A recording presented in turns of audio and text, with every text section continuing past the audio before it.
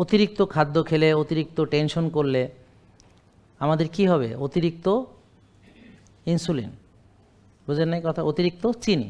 ওকে, তো এখন এই অতিরিক্ত জিনিসটাই আল্লাহ তাআলা বলেছেন যে তোমরা অতিরিক্ত বা বাড়াবাড়ি করো না, সীমা লঙ্ঘন করো না।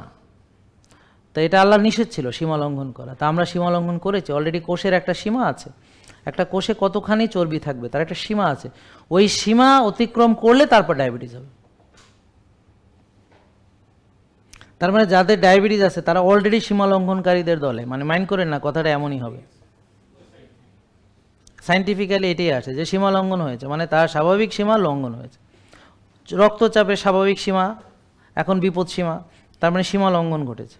তার অতিরিক্ত চর্বি জমা হয়েছে কোষে, কারণ সে খাবার সীমা লঙ্ঘন করেছে।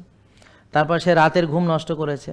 তারপর সে চিন্তা সীমা লঙ্ঘন করেছে। আল্লাহ বলেছে যে হে প্রশান্ত আত্মা, ফিরে চলো তোমার রবের কাছে। তো প্রশান্ত নাই, সে অশান্ত। তারপরে আল্লাহ বলেছে মুমিন হতাশা না, সে হতাশায় নিমজ্জিত, টেনশন, স্ট্রেস। আল্লাহ বলছে তোমরা পৃথিবী নিয়ে চিন্তা করো না, এটা ক্ষণস্থায়ী জগৎ, এখানে কিছুরই দাম নাই। আর স্থায়ী জগৎ হচ্ছে তোমার সামনে পড়ে আছে, ওটার সব কিছু দামি। তো তোমরা এগুলো নিয়ে চিন্তা করো না, পৃথিবীতে কি ঘটলো না ঘটলো ডোন্ট ওয়ারি অ্যাবাউট, এটা আল্লাহ দেখবে। তুমি তোমার এই সঞ্চয় নাও, নিয়ে যেন ওইখানে ভালো করতে পারো। তো অতএব আমরা ওই বিষয়ে ভাববো, তার মানে পৃথিবী নিয়ে আমি ভাববো না, তাইলে মনে প্রশান্তি আসবে। এখন আল্লাহর কাজ করতে গিয়ে যদি একটা বিপদেও পড়েন, তাও মনে প্রশান্তি থাকে যে আল্লাহ আছে আমার পাশে, কারণ আমি তো ভালো কাজ করছি।